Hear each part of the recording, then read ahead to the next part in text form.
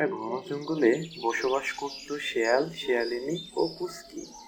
এবং ওই জঙ্গলে বসবাস করত একটা দুষ্টু বাঘ। হঠাৎ পুচকিটা খেলা করতে করতে ঘন জঙ্গলের মধ্যে চলে যায়। কি ব্যাপার? এদিক থেকে কিছু একটা আওয়াজ আসলো মনে হলো। যাই দেখি তো গিয়ে। আরে কে? তোকেই তো খুঁজছি রে বেটা।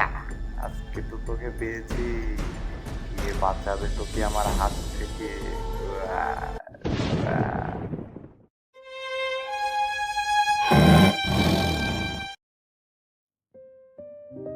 আহ। আরে আরে আমার পুচকির আওয়াজ তো।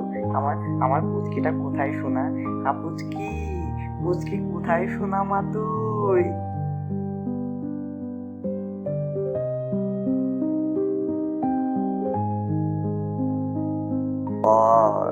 দেহটা অনেক ভারী হয়ে গেল রে। আমি আমি এখানে এবার বসি। হাই হাই হাই হাই বাঘ, দুষ্টু বাঘ, তুই কি সর্বনাশ করলি রে? হাই বাঘ, বাঘ, বাঘ, তুই আমার পুচকিকে খেয়ে ফেললি রে। আমি আমি তোকে ছাড়বো না রে বাঘ। আমি তোকে মজা দেখাবো রে।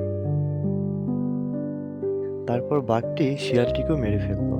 আর মারার পর বাঘটি বলতে থাকে, আরে তোকেও মেরেছি, তোর পিসকিকেও মেরেছি, এবার এই জঙ্গলে আমার রাজ চলবে রে, রাজ। হা হা হা হা।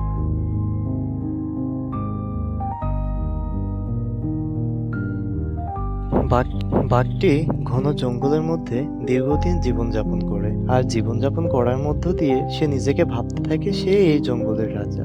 কিন্তু সে জানতো না সে জঙ্গলেই বসবাস করে একটা দুষ্টু হাতি। আরে আরে, এ এ- এ- এ কি দেখছি? ওরে বাবা, এ আমার আমার জঙ্গলে হাতি কোথা থেকে এলো রে?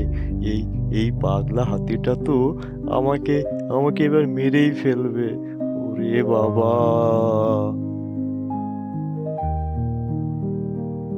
এই বলে হাতিটি বাঘটিকে মেরে ফেললো।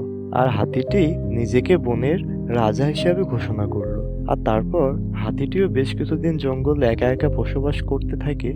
তারপর হাতিটি আস্তে আস্তে গ্রামের দিকে এগোতে থাকে। হাতিটি ঘন জঙ্গলের মধ্যে আবার একা একা বসবাস করতে শুরু করলো।